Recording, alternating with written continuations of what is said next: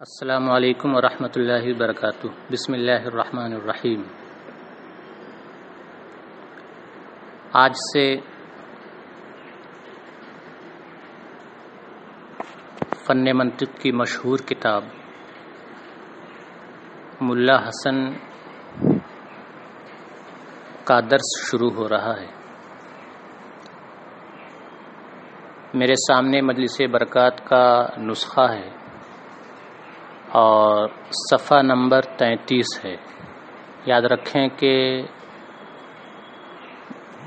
ملا حسن کا نصاب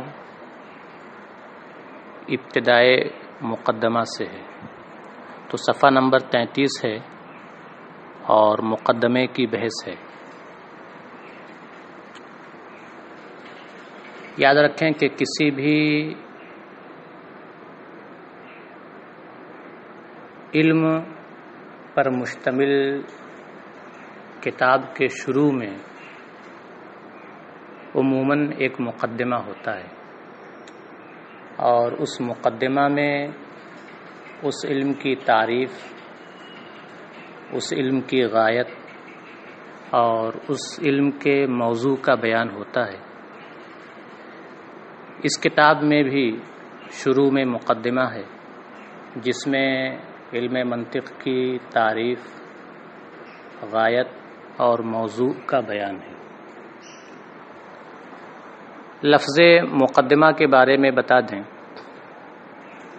کہ یہ مقدمہ ہے دال کے کسرے کے ساتھ، اور یہ قدمہ یقدم تقدیم سے ہے، اس میں فاعل، اور اس میں دو صورتیں ہیں۔ یا تو یہ مقدمہ اس میں فاعل ہے اس قدمہ سے جو کہ لازم ہے، تقدمہ کے معنی میں، تو مقدمہ ہوگا متقدمہ کے معنی میں، پہلے آنے والا۔ چونکہ مقدمہ میں جو علم کی تعریف، علم کی غایت اور علم کے موضوع کا بیان ہوتا ہے، یہ تینوں چیزیں چونکہ علم سے پہلے آتی ہیں، اس لیے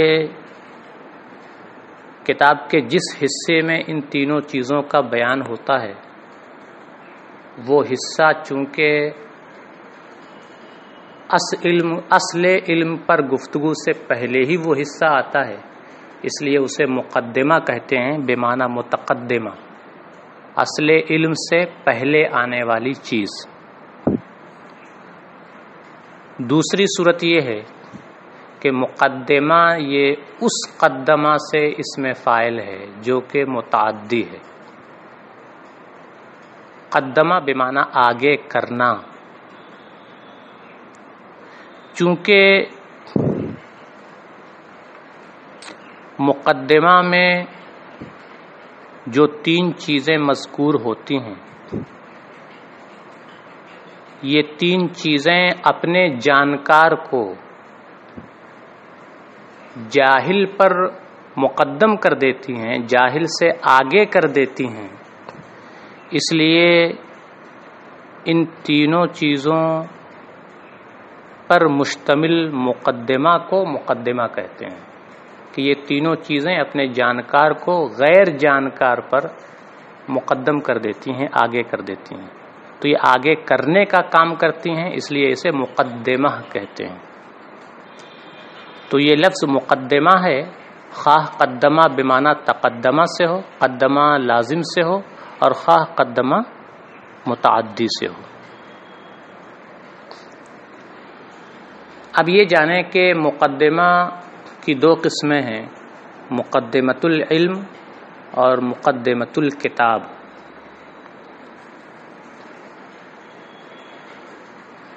مقدمۃ العلم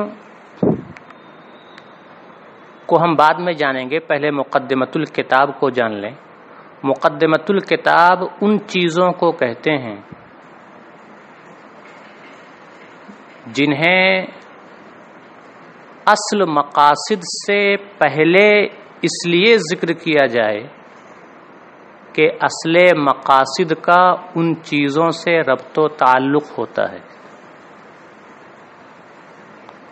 اور وہ چیزیں اصل مقاصد میں نفع بخش ہوتی ہیں۔ مقدمۃ الکتاب ان چیزوں کو کہتے ہیں جو چیزیں مقاصد سے پہلے اس لیے ذکر کی جاتی ہیں کہ مقاصد کا ان چیزوں سے ربط و تعلق ہوتا ہے اور وہ چیزیں مقاصد میں نفع بخش ہوتی ہیں، ان چیزوں کو مقدمۃ الکتاب کہتے ہیں۔ اس لحاظ سے علم کی تعریف، غایت اور موضوع پر مشتمل حصے کو مقدمۃ الکتاب کہہ سکتے ہیں کہ علم کی تعریف، غایت اور موضوع کا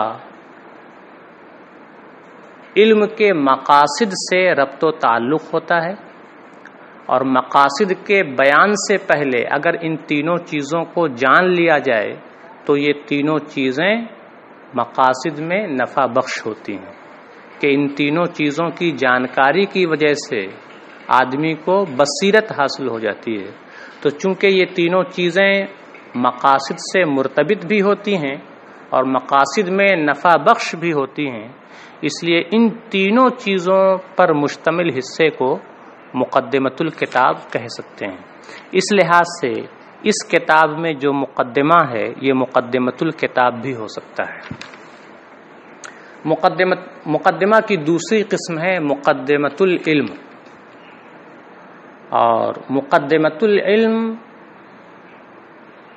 ان چیزوں کو کہتے ہیں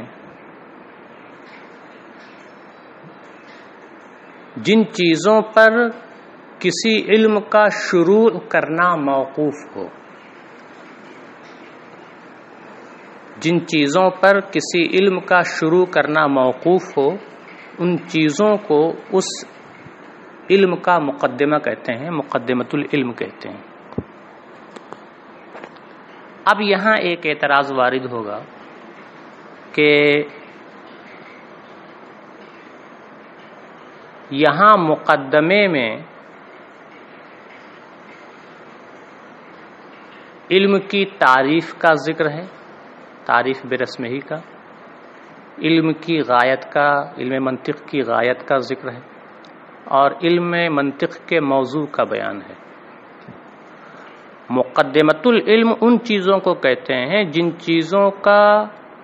چیزوں پر علم کا شروع کرنا موقوف ہو، اور موقوف ہونے کا مطلب یہ ہوا کہ اگر وہ چیزیں نہ ہوں تو شروع فی العلم محال ہو جائے۔ اور یہاں کتاب میں اس مقدمے میں علم منطق کی تعریف کا، علم منطق کی غایت کا اور علم منطق کے موضوع کا بیان ہے، اور یہ تینوں چیزیں ایسی نہیں ہیں کہ اگر ان تینوں چیزوں کا بیان نہ ہو تو علم منطق کا شروع کرنا محال ہو جائے۔ لہٰذا یہاں مقدمے میں جو تین چیزیں مذکور ہیں، تعریف، غایت اور موضوع، چونکہ ان تینوں پر علم کا شروع کرنا اس طرح موقوف نہیں ہے کہ اگر ان تینوں کا بیان نہ ہو تو علم کا شروع کرنا ہی محال ہو جائے، لہٰذا ان تینوں چیزوں پر مقدمۃ العلم کی تعریف صادق نہیں آ رہی ہے۔ تو اس اعتراض کا صاحب کتاب نے جواب دیا ہے کہ ایسا نہیں ہے،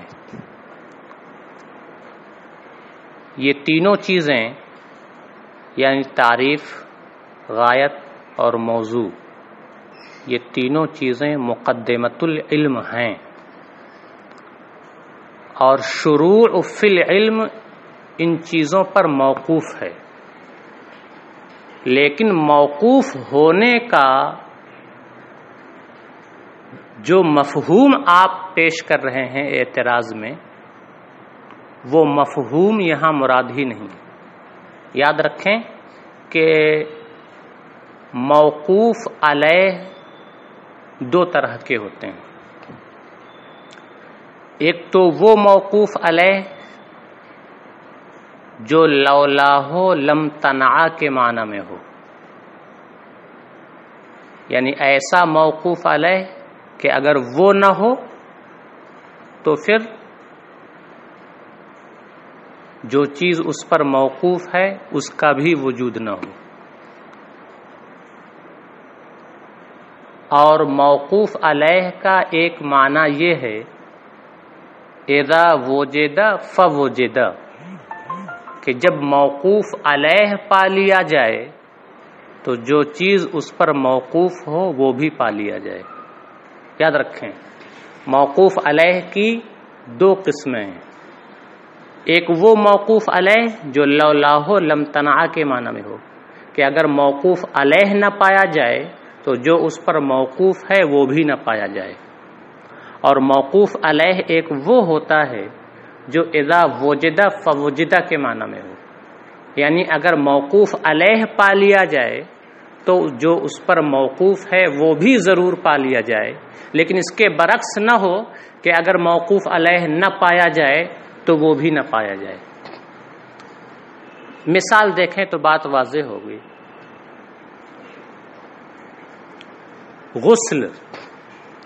غسل کرنا، نہانا، غسل کے لیے پانی کا وجود ضروری ہے. تو غسل یہ پانی پر موقوف ہے. تو پانی موقوف علیہ ہے اس معنی کر کہ لولا الماء لمتنع الغسل، اگر پانی نہ پایا جائے تو غسل بھی نہیں پایا جائے گا.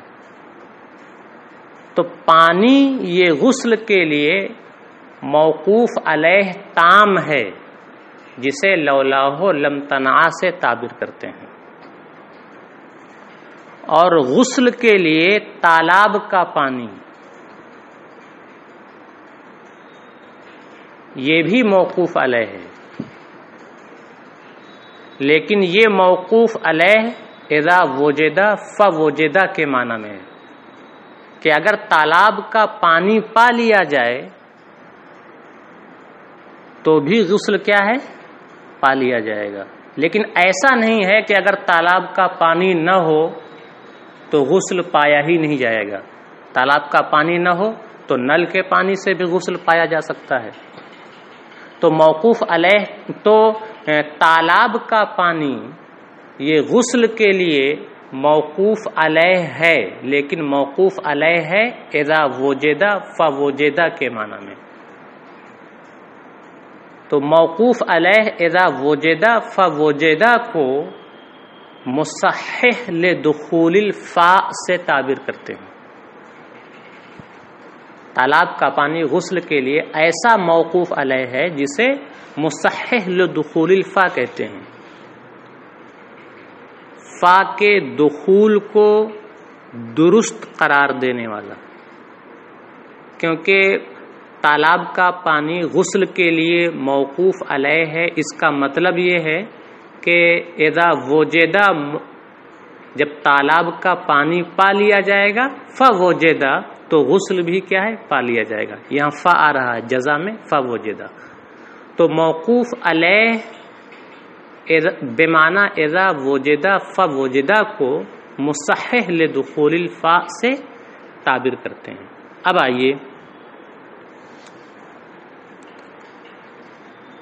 علم کی تعریف، علم کی غایت اور علم کا موضوع، ان چیزوں پر شروع فی العلم موقوف ہوتا ہے.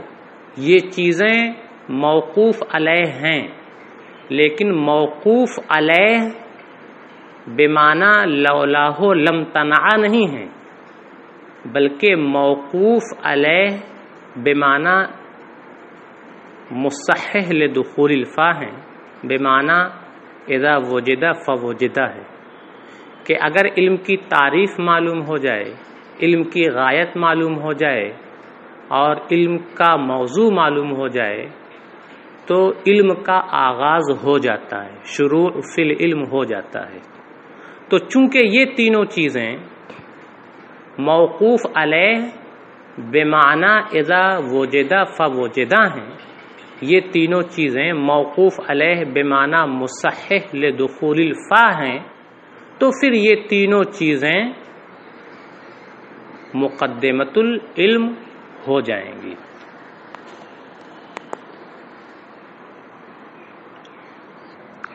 یہ بھی جان لیں کہ کسی علم کا موقوف علیہ تام بے معنی لولاہ لم تنع، کہ اگر وہ چیزیں نہ پائی جائیں تو اس علم کا شروع کرنا ناممکن اور محال ہو جائے۔ کسی علم کا موقوف علیہ تام یہ دو چیزیں ہیں، ایک تو تصدیق بے فائدہ تمہ اور ایک تصور بے وجہمہ۔ ہم کسی علم کا کسی بھی جہت سے، کسی بھی اعتبار سے تصور کریں گے، کوئی علم ہمارے تصور میں آئے گا تبھی نہ ہم اسے شروع کریں گے۔ ہم سائنس کا علم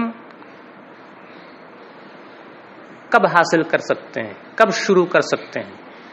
جب سائنس کا مفہوم کسی بھی جہت سے ہمارے ذہن میں آئے۔ مثلا کم از کم ہم اتنا جان لیں کہ سائنس کا علم بہت ضروری ہے اور سائنس کے ذریعہ بہت ساری چیزیں معلوم ہوتی ہیں۔ کم از کم سائنس کا جو یہ تصور ہمارے ذہن میں آیا اس جہت سے کہ سائنس کے ذریعے بہت اچھی چیزیں، بہت فائدے کی چیزیں معلوم ہوتی ہیں، تو علم سائنس کا ہمارے ذہن میں جو یہ تصور آیا، یہ تصور یہ سائنس کی تعریف نہیں ہے، بس تصور بے وجہ ما ہے، ایک جہت سے سائنس کا تصور ہمارے ذہن میں آیا۔ ایسے ہی ہم سائنس کا علم ہم تبھی حاصل کریں گے، سائنس کے علم میں ہمیں تبھی دلچسپی ہوگی جب ہمیں یہ معلوم ہوگا کہ سائنس سے کوئی نہ کوئی فائدہ ضرور ہوتا ہے، تبھی نہ ہم اسے حاصل کریں گے، تبھی نہ ہماری اس کی طرف دلچسپی ہوگی۔ تو جب کسی فائدے کی تصدیق ہوگی تبھی اس علم کو حاصل کیا جا سکتا ہے، اسے شروع کیا جا سکتا ہے۔ تو تصدیق بے فائدۃ ما اور تصور بے وجہ ما یہ کسی علم کا موقوف علیہ تام ہے کہ اس علم کا آغاز اس پر کیا ہوتا ہے؟ موقوف ہوتا ہے۔ اور جب ہم کسی علم کی تعریف بے رسمی ہی جان لیں گے، کسی علم کا موضوع جان لیں گے، کسی علم کی غایت جان لیں گے، تو ہمیں اس علم کا تصور بے وجہ ما بھی حاصل ہو جائے گا اور تصدیق بے فائدۃ ما بھی حاصل ہو جائے گی۔ تو چونکہ مقدمے میں رسم تام کا بیان ہوتا ہے، موضوع کا بیان ہوتا ہے اور غایت کا بیان ہوتا ہے، اور ان تینوں چیزوں کے ذریعہ تصدیق بے فائدۃ ما بھی حاصل ہو جاتی ہے اور تصور بے وجہ ما بھی حاصل ہو جاتا ہے، تو ان تینوں چیزوں کے ضمن میں چونکہ یہ دونوں چیزیں یعنی موقوف علیہ تام حاصل ہو جاتی ہیں، اس لیے یہ تینوں چیزیں بھی موقوف علیہ ہوں گی بے معنی مصحح لدخول الفا، کہ جب یہ تینوں چیزیں معلوم ہو گئیں تو اب اس علم کا آغاز کیا ہو جائے گا؟ ممکن ہو جائے گا، اس علم کا آغاز ہو سکتا ہے، کیونکہ ان تینوں چیزوں کے ضمن میں ہمیں تصدیق بے فائدۃ ما بھی حاصل ہو چکی ہے اور تصور بے وجہ ما بھی حاصل ہو چکا ہے۔ تو کسی علم کا موقوف علیہ تام تو دو چیزیں ہیں، تصدیق بے فائدۃ ما اور تصور بے وجہ ما، لیکن کسی علم کی رسم تام، کسی علم کا موضوع، کسی علم کی غایت معلوم ہو جائے تو ان تینوں چیزوں کے ضمن میں چونکہ یہ دونوں چیزیں حاصل ہو جاتی ہیں، اس لیے وہ تینوں چیزیں موقوف علیہ تام بے معنی لولاہ لم تنع تو نہیں ہیں، لیکن وہ تینوں چیزیں موقوف علیہ بے معنی مصحح لدخول فا، بے معنی اذا وجدہ فوجدہ ضرور ہیں۔ اتنا سمجھنے کے بعد اب آپ عبارت دیکھیں اور عبارت کا ترجمہ دیکھیں۔ صاحب کتاب کہتے ہیں مقدمہ وہی ما یتوقف علیہ الشروع فی العلم، مقدمہ، یہاں سے مقدمۃ العلم کی تعریف کر رہے ہیں. مقدمۃ العلم وہ چیزیں ہیں جن پر کسی علم کا شروع کرنا موقوف ہو. اب یہاں اعتراض وہی ہوگا کہ یہاں جو تینوں چیزیں بیان کی گئی ہیں، تعریف، غایت اور موضوع، ان چیزوں پر تو منطق کا شروع کرنا موقوف ہے نہیں ہے. اگر ان تینوں چیزوں کا بیان نہ ہو تب بھی علم منطق کا آغاز ہو سکتا ہے. تو اس کا جواب دے رہے ہیں کہ یہاں موقوف علیہ سے موقوف علیہ تام مراد نہیں ہے، بلکہ موقوف علیہ سے موقوف علیہ بمعنی مصحح لدخول الفاء مراد ہے. والمراد بالتوقف هو المصحح لدخول الفاء، اور موقوف علیہ ہونے سے مراد مصحح لدخول الفاء ہے. والمذکورات فیہا کذالک، اور جو چیزیں مقدمۃ العلم میں مذکور ہوتی ہیں وہ ایسی ہی ہوتی ہیں، یعنی جب وہ چیزیں پالی جائیں تو شروع فی العلم بھی پا لیا جاتا ہے. اذا وجد فوجد کے معنی میں. اور جو چیزیں مقدمۃ العلم میں مذکور ہوتی ہیں وہ اسی طرح ہوتی ہیں. فإن الموضوع والحد والغاية المذكورة فيها مما يتوسل به إلى الشروع في العلم ويدفع بها استحالة طلب المجهول المطلق وطلب العبث وعدم الامتياز بين المسائل. کیونکہ علم کا موضوع، علم کی حد اور علم کی غایت یہ وہ چیزیں ہیں جنہیں شروع فی العلم کا وسیلہ اور ذریعہ بنایا جاتا ہے، اور جن کے ذریعہ طلب مجہول مطلق کے استحالے کا ازالہ کیا جاتا ہے، اور جن کے ذریعہ عبث کے طلب کا ازالہ کیا جاتا ہے، اور جن کے ذریعہ مسائل کے درمیان عدم امتیاز کا ازالہ کیا جاتا ہے. کہنے کا مطلب یہ ہے کہ اگر ہمیں کسی علم کی تعریف کی معرفت نہیں ہوگی تو اس کی تعریف کی معرفت کے بغیر ہم اسے کیسے شروع کر سکتے ہیں؟ یہ تو محال ہے. ہم کسی چیز کے بارے میں اولاً جانیں گے تب نہ اسے حاصل کریں گے. ہمیں سیب خریدنا ہے تو جب سیب کی معرفت ہمارے دماغ میں آئے گی کسی بھی جہت سے تبھی نہ ہم دکاندار سے مانگیں گے. جب ہمیں سیب کی معرفت ہی نہیں ہے تو سیب مانگیں گے کیسے؟ تو کسی علم کی معرفت جب تک حاصل نہیں ہوگی تو اس علم کو شروع کیسے کیا جا سکتا ہے؟ تو مقدمے میں جب تعریف بیان کر دی جاتی ہے تو اب اس کا شروع کرنا یہ آسان ہو جاتا ہے، ممکن ہو جاتا ہے. تو اگر تعریف بیان نہ کی جائے تو طلب مجہول مطلق کا اعتراض لازم آئے گا کہ جو چیز آپ جانتے ہی نہیں اسے شروع کیسے کر رہے ہیں. تو وَيُدْفَعُ بِهَا اسْتِحَالَةُ طَلَبِ الْمَجْهُولِ الْمُطْلَقِ، اور ان چیزوں کے ذریعہ طلب مجہول مطلق کے استحالے کا ازالہ کیا جاتا ہے، یعنی اس علم کی تعریف کی معرفت کے ذریعہ. وطلب العبث، اور بے فائدہ چیز کی طلب کا ازالہ کیا جاتا ہے. کس کے ذریعہ؟ جبکہ ہمیں غایت کی معرفت حاصل ہو جائے گی تو یہ اعتراض دور ہو جائے گا. اور مسائل کے درمیان عدم امتیاز کا اعتراض دور کیا جاتا ہے کہ جب ہمیں اس علم کا موضوع معلوم ہو جائے گا تو اس کے مسائل بھی معلوم ہو جائیں گے، اس کے مسائل کیا ہو جائیں گے؟ ممتاز ہو جائیں گے، دوسرے سے خلط ملط نہیں ہوگا. وبالجملة أن الموقوف عليه التام للشروع بمعنى ما لا يمكن الشروع بدونه إنما هو التصديق بفائدة ما والتصور بوجه ما، وهما قد يتحققان في ضمن الفائدة المعتدة بها المذكورة ها هنا في المقدمة بحيث تفيد الامتياز التام وهي الرسم التام وبيان الموضوع وبيان الغاية المذكورة فيها. خلاصہ یہ کہ شروع فی العلم کا موقوف علیہ تام اس معنی کر کہ اس کے بغیر شروع فی العلم ناممکن ہو، وہ صرف اور صرف دو چیزیں ہیں، تصدیق بفائدۃ ما اور تصور بوجہ ما، وہما قد یتحققان فی ضمن الفائدۃ المذکورۃ ہا ہنا فی المقدمہ، اور یہ دونوں چیزیں اس فائدے کے ضمن میں المعتدۃ بہا کا معنی قابل لحاظ، قابل شمار، یہ ترجمہ کریں گے، اور یہ دونوں چیزیں اس قابل لحاظ فائدے کے ضمن میں پالی جاتی ہیں جو فائدہ یہاں مقدمہ میں مذکور ہوتا ہے، اس اعتبار سے کہ وہ فائدہ امتیاز تام کا افادہ کرتا ہے،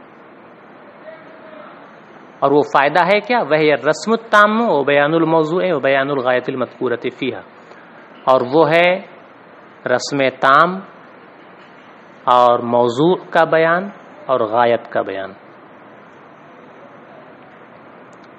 تو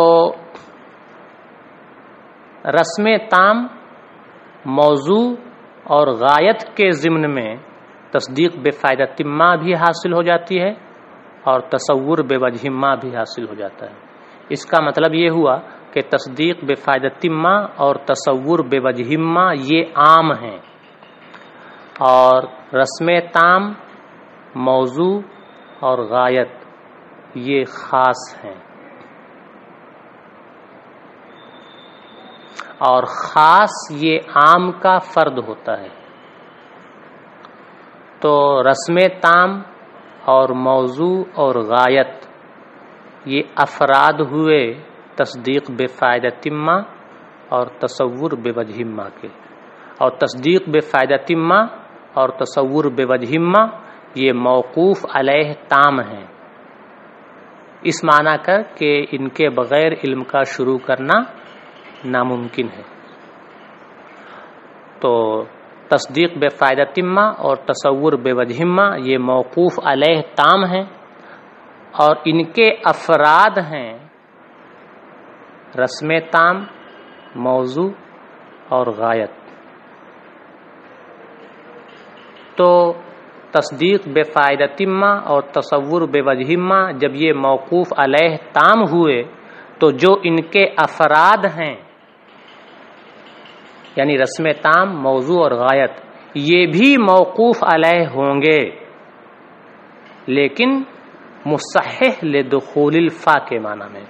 اسی کے بارے میں کہتے ہیں وَكُلُّ مَا هُوَ فَرْدٌ لِلْمَوْقُوفِ عَلَيْهِ التَّامِّ بِالْمَعْنَى الْمَذْكُورِ فَهُوَ الْمَوْقُوفُ عَلَيْهِ بِمَعْنَى الْمُصَحِّحِ لِدُخُولِ الْفَاءِ، اور ہر وہ چیز جو موقوف علیہ تام کا فرد ہو، اور ہر وہ چیز جو موقوف علیہ تام کا فرد ہو۔ موقوف علیہ تام کس معنی میں ہے؟ اس معنی میں کہ اس کے بغیر شروع فی العلم ناممکن ہو۔ تو بالمعنی المذکور کا ترجمہ چھوڑ دیں گے، یا اس کا ترجمہ پہلے کر لیں گے، اور معنی مذکور کے لحاظ سے موقوف علیہ تام کا جو بھی فرد ہوگا وہ بھی موقوف علیہ ہوگا، لیکن مصحح لدخول الفا کے معنی میں۔ اب ایک مثال دے رہے ہیں، کہہ رہے ہیں کہ جیسے کبھی ایسا ہوتا ہے کہ کسی ایک معلول کی کئی مستقل علتیں ہوتی ہیں،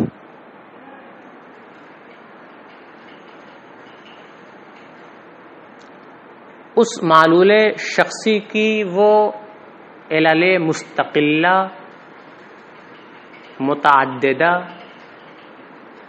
موقوف علیہ ہوتی ہیں، لیکن موقوف علیہ بمعنی مصحح لدخول الفا ہوتی ہیں، موقوف علیہ بمعنی لولاہ لم تنع نہیں ہوتی ہیں۔ جیسے چھت ہے، چھت کے لیے موقوف علیہ کیا ہیں؟ دیواریں ہیں۔ تو چھت کے لیے موقوف علیہ تام کیا ہے؟ دیوار کا مفہوم، دیوار کی حقیقت۔ دیوار کا مفہوم، دیوار کی حقیقت، دیوار کی طبیعت، یہ چھت کے لیے موقوف علیہ تام ہے کہ بغیر دیوار کے یا بغیر پلر کے چھت کا تصور ہی نہیں ہو سکتا ہے، چھت کا وجود ہی نہیں ہو سکتا ہے، بغیر دیوار کے چھت کا، بغیر پلر کے چھت کا وجود ہی نہیں ہو سکتا ہے۔ لیکن کسی مخصوص چھت کی، کسی مخصوص چھت کے لیے موقوف علیہ کیا ہوتی ہیں؟ اس کی مخصوص دیواریں۔ کسی مخصوص چھت کے لیے موقوف علیہ کیا ہوتی ہیں؟ اس کی دیواریں۔ لیکن یہ دیواریں موقوف علیہ تام نہیں ہیں، بلکہ موقوف علیہ مصحح لدخول الفا ہے۔ کسی مخصوص چھت کے لیے، مثلا میں اپنے کمرے میں بیٹھا ہوا ہوں، میرے کمرے کی جو چھت ہے یہ ایک مخصوص چھت ہے، اس مخصوص چھت کے لیے موقوف علیہ کیا ہے؟ موقوف علیہ تام۔ اس کے لیے موقوف علیہ تام ہے دیوار کی حقیقت، دیوار کا مفہوم۔ اور یہ اس مخصوص چھت کی جو مخصوص دیواریں جو میری طرف ہیں، میرے دونوں طرف ہیں، دو دیواریں ہیں، تو یہ دیواریں کیا ہیں؟ یہ دیواریں موقوف علیہ تو ہیں، لیکن موقوف علیہ تام نہیں ہیں، بلکہ موقوف علیہ بمعنی مصحح لدخول الفا ہیں۔ کیوں؟ اس لیے کہ اگر میں کسی ایک دیوار کو گروا دوں تو چھت نہیں گرے گی۔ مثلا میں اپنی ایک طرف کی دیوار گرا کر کے دوسری دیوار کھڑی کر دوں تو اب دیکھیے جو پہلی والی چھت تو ابھی بھی باقی ہے، تو پہلی دیوار جو گرا دی گئی، سمجھ میں آ گیا کہ وہ دیوار موقوف علیہ تام نہیں تھی، اس لیے کہ اگر وہ موقوف علیہ تام ہوتی تو پھر چھت بھی گر جاتی۔ تو میرے اوپر جو مخصوص چھت ہے، اس کی یہ جن مخصوص دیواروں پر یہ چھت قائم ہے، یہ مخصوص دیواریں موقوف علیہ تام نہیں ہیں۔ موقوف علیہ تام تو دیوار کی حقیقت ہے، دیوار کا مفہوم ہے کہ اگر کوئی بھی دیوار نہ پائی جائے تو چھت کا وجود نہیں ہو سکتا۔ دیوار کی حقیقت، دیوار کا مفہوم یہ موقوف علیہ تام ہے، اور جو یہ مخصوص دیواریں ہیں یہ موقوف علیہ تو ہیں، لیکن موقوف علیہ بمعنی مصحح لدخول الفا ہیں، بمعنی اذا وجدہ فوجدہ ہیں۔ دیوار پائی جا رہی ہیں تو چھت بھی پائی جا رہی ہے، لیکن یہ نہیں ہے کہ یہ دیواریں نہ پائی جائیں تو چھت بھی نہیں پائی جائے گی، ایسا نہیں ہے۔ اسی کی مثال دے رہے ہیں، کہتے ہیں کما ترى فی تعدد العلل المستقلۃ للمعلول الشخصی، مثلا جیسا کہ آپ کسی معلول شخصی کی متعدد مستقل علتوں میں آپ دیکھتے ہیں، مثلا کالدعائم للسقف، مثال کے طور پر چھت کے لیے مختلف ستون، فإن الموقوف علیہ التامہ طبیعتها، کیونکہ چھت کے لیے موقوف علیہ تام دیوار کی طبیعت اور حقیقت ہے، دیوار کا مفہوم ہے۔ اور جو دیوار کی جو کہ کسی مخصوص چھت کی جو مخصوص دیواریں ہیں، دیواروں کے جو مخصوص افراد ہیں، یہ موقوف علیہ تام نہیں ہے، یہ تو بس مصحح لدخول الفا ہیں۔ وہی کہتے ہیں وخصوصیات و تحققها، اور ان دیواروں کے تحقق کے مخصوص افراد، ترجمہ بس اتنا کر لیں، اور ان دیواروں کے مخصوص افراد یہ مصحح لدخول الفا ہیں، یمکن حصول السقف بدون کل واحد منہما علی الانفراد، جن میں سے ہر ایک کے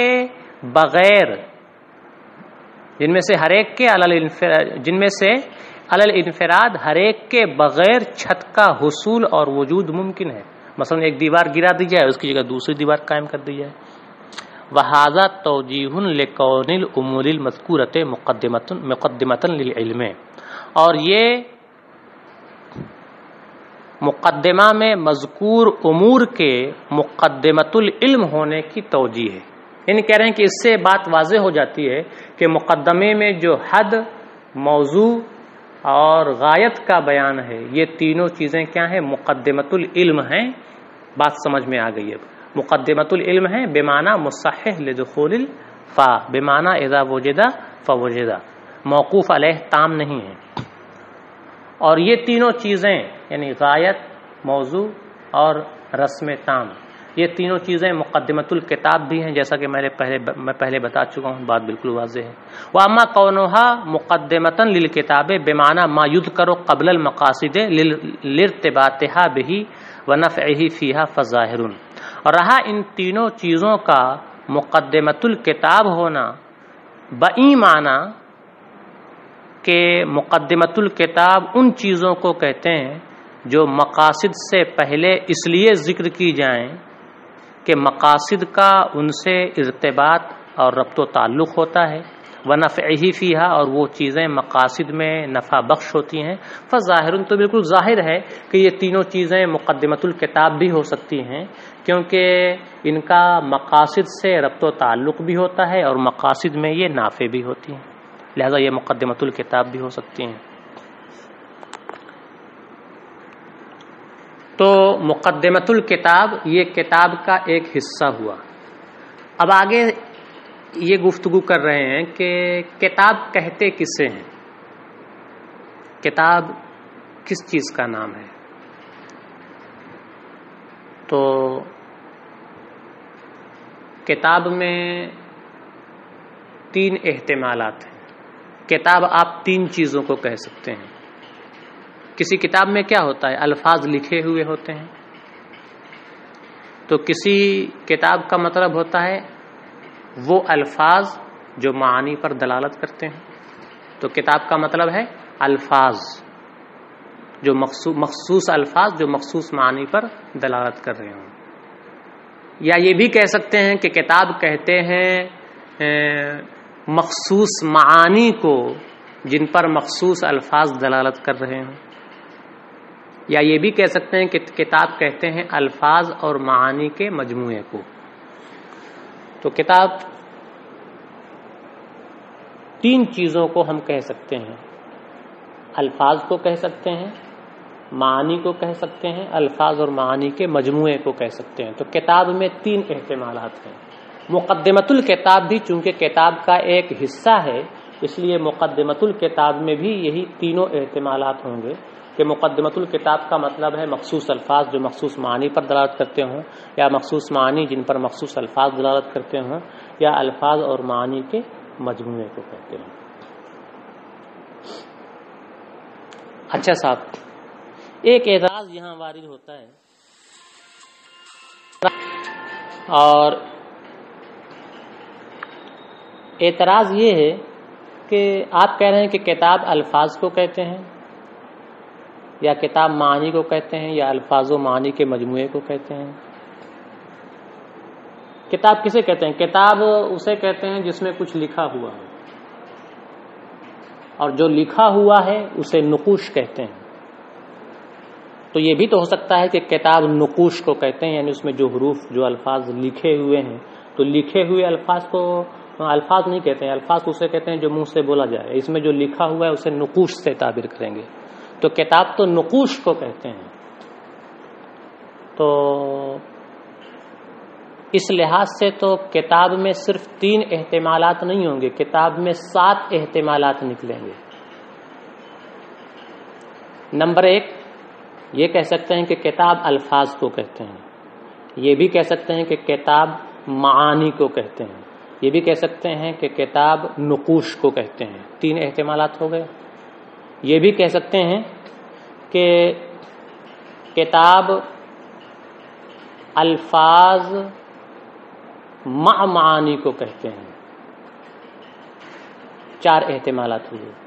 یہ بھی کہہ سکتے ہیں کہ کتاب الفاظ مع نقوش کو کہتے ہیں۔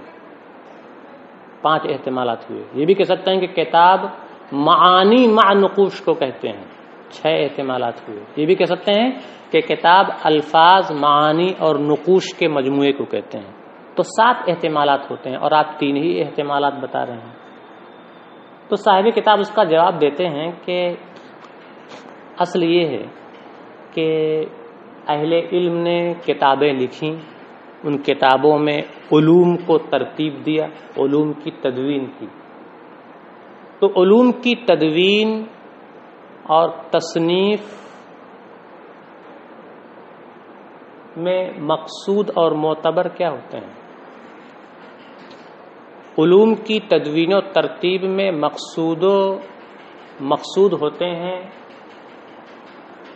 یا تو وہ معانی جن پر مخصوص الفاظ دلالت کرتے ہیں یا وہ الفاظ جو مخصوص معانی پر دلالت کرتے ہوں. نقوش یہ تدوین علم کا مقصود ہوتے ہی نہیں ہیں، یہ تو غیر مقصود ہے. لہذا نقوش کے جتنے احتمالات ہیں سب ساقط ہو جائیں گے.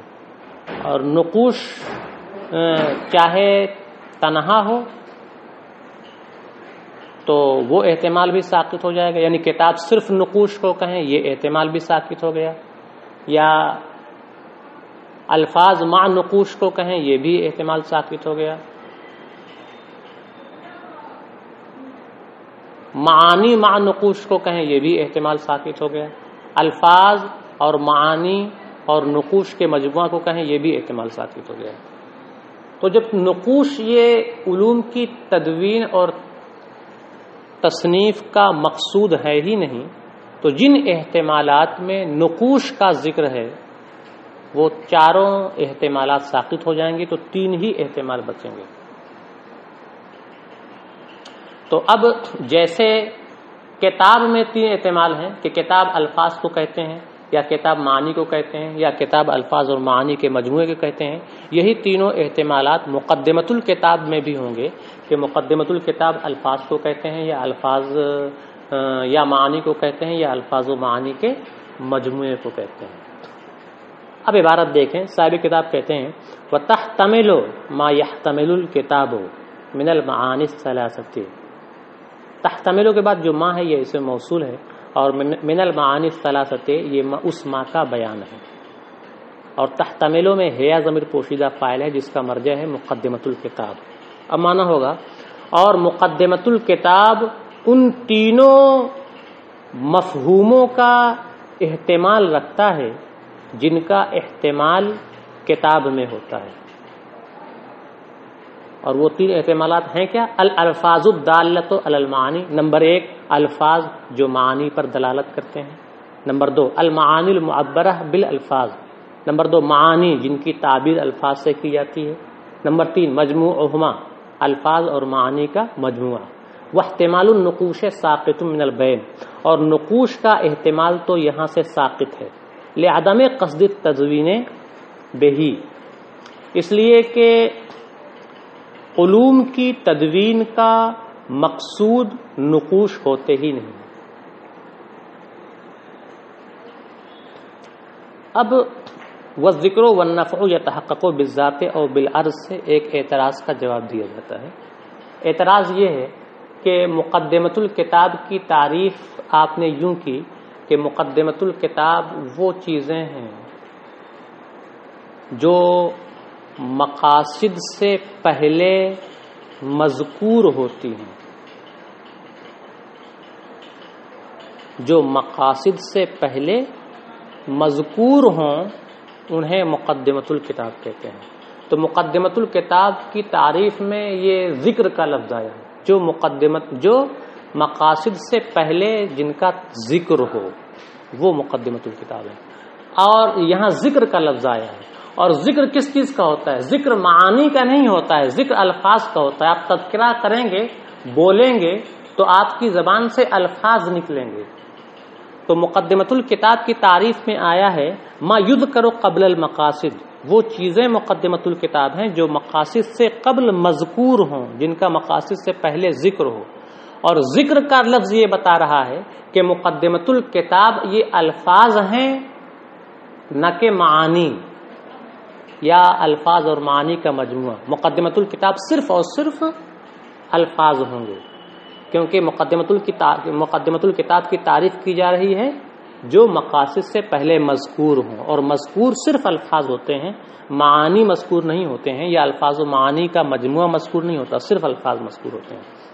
تو لفظ ذکر سے یہ سمجھ میں آ رہا ہے کہ مقدمۃ الکتاب صرف اور صرف الفاظ ہیں، لیکن آگے مزید کہا گیا لارتباطھا بہ ونفعہ فیہا، کیونکہ مقاصد کا الفاظ سے، کیونکہ مقاصد کا ان چیزوں سے ربط و تعلق ہوتا ہے، ونفعہ فیہا، اور وہ چیزیں مقاصد میں نفع بخش ہوتی ہیں۔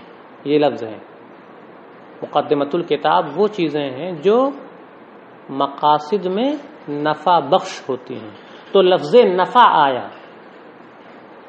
نفع یہ الفاظ نہیں دیا کرتے ہیں، نفع تو معانی دیا کرتے ہیں، تو لفظ نفع سے یہ معلوم ہو رہا ہے کہ مقدمۃ الکتاب صرف اور صرف معانی ہیں، الفاظ نہیں ہیں۔